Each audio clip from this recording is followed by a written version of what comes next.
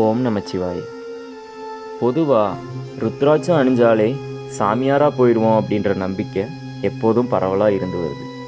ஆனால் இந்த ருத்ராட்சத்தை யாரெல்லாம் போடலாம், அதை அணிவதனால என்னெல்லாம் பலன்கள் கிடைக்கும் அப்படிங்கிறத இங்கே பார்க்கலாம். இந்த ருத்ராட்ச மாலையை ஆண்கள் பெண்கள் யார் வேணாலும் அணியலாம்.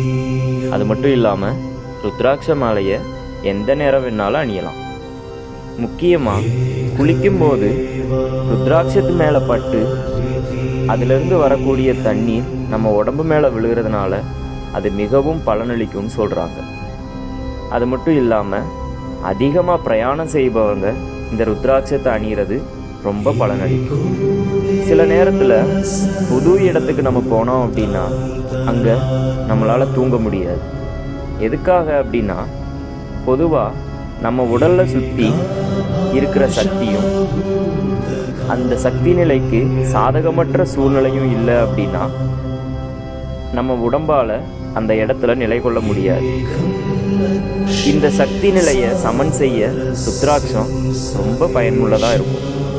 அது மட்டும் இல்லாமல் தீய சக்திக்கு எதிரான ஒரு கவசமாக ருத்ராட்சம் பயன்படுது.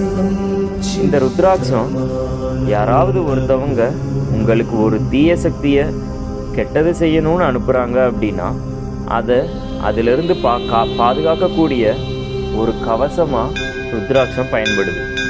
இந்த ருத்ராட்சத்தில் பல முகங்கள் இருக்குது. ருத்ராட்சத்தை ஒரு ருத்ராட்சம் நீங்கள் அணிஞ்சிங்க அப்படின்னா சிவபெருமான் உங்களுக்கு கவசமாக இருந்து உங்களை பாதுகாப்பார். 3 ருத்ராட்சம் அணிஞ்சோம் அப்படின்னா மும்மூர்த்திகளோட அருளும் கிடைக்கும் அப்படிங்கிறது ஐதீகம். 5 ருத்ராட்சம் அணிஞ்சிங்க அப்படின்னா பஞ்சபூதங்களும் உங்களுக்கு பாதுகாப்பாக இருந்து உங்களை காக்கும் அப்படிங்கிறது ஐதீகம். ருத்ராட்சம் அணிகிறதுனால எந்த ஒரு விளக்கும் கிடையாது. யார் வேணாலும் ருத்ராட்சம் அணியலாம். ஓம் நமச்சிவாய.